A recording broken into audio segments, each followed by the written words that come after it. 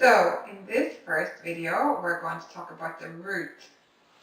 And the root is the system or the aspect of ourselves which is really the fundamental of who we are. So when we talk about the root, as well as the color red, we talk about the body in general and the body as our physical structure.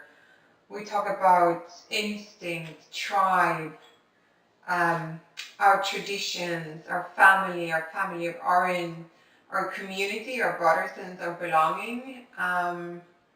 We also talk about things that are really fundamental, like survival and safety. So these are our roots. So if these aren't working, or if these are out of balance, or we don't feel safe and we don't have trust, our root is going to be out of balance.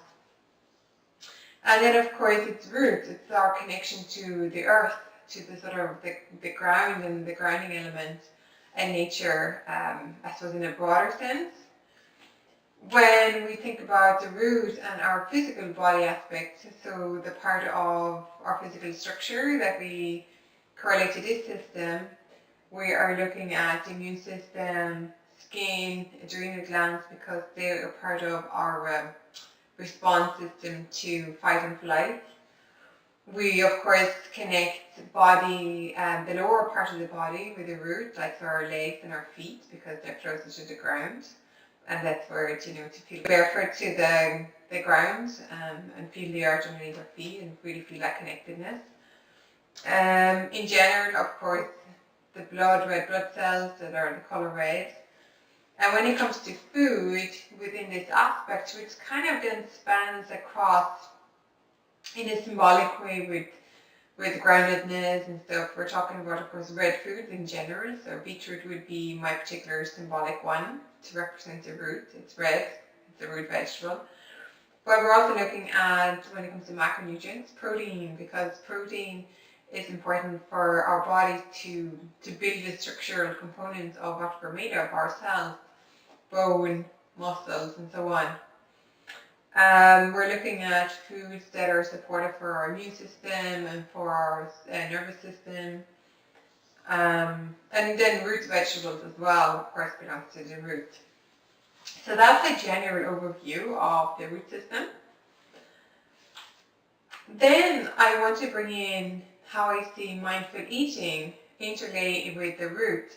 So of course we're talking about a sense of safety and survival. And in mindful eating, the sense and the fundamental here is adhering to our physical needs. It's really kind of the ground that we stand on when we're exploring our relationship to food and eating. So it's becoming aware of our hunger and fullness cues, and then being able to honor those.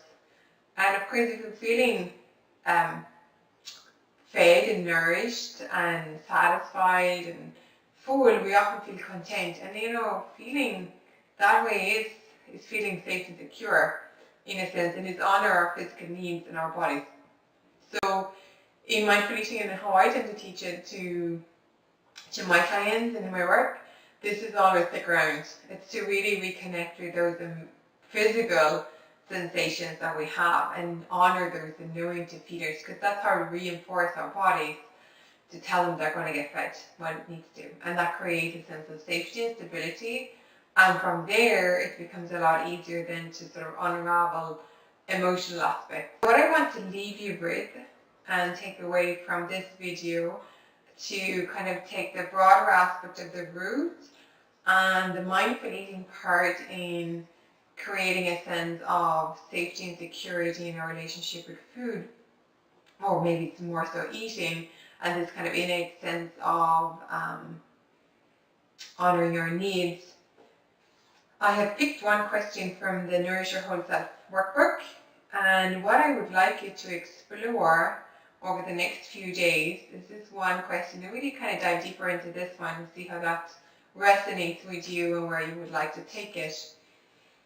So it's to look at if you hold any certain beliefs around food and eating that comes from your family or from your childhood and upbringing, and if there's some of those that you would like to hold on to because you feel they really serve you well, that could be, sitting down at the table eating together or cooking together, or maybe certain family recipes that you enjoy and feel really kind of nourished by.